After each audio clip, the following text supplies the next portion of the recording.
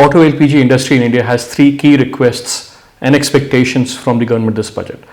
A, incentivize the OEMs to launch auto LPG variants.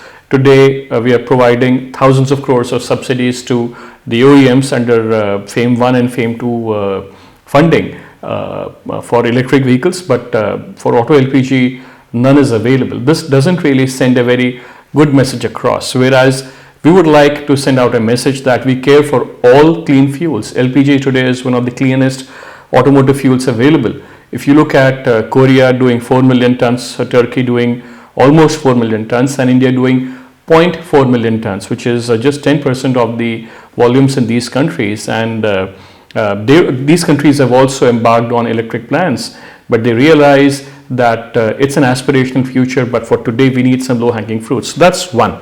The second expectation we have is for the government to tax auto LPG under 5% GST. Today, domestic LPG is taxed at 5%, and automotive LPG makes for just a very, very small percentage of the total huge domestic LPG demand.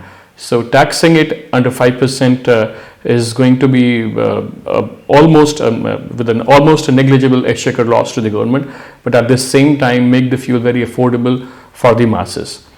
The third request we have for the government is to tax the LPG conversion kits under 5% and not 28%.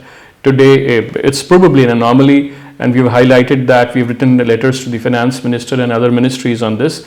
We are looking at the taxation of this fuel under 5% to again make the conversion kits more affordable to all the consumers, and as a country, India looking at a low-hanging fruit to clean our air.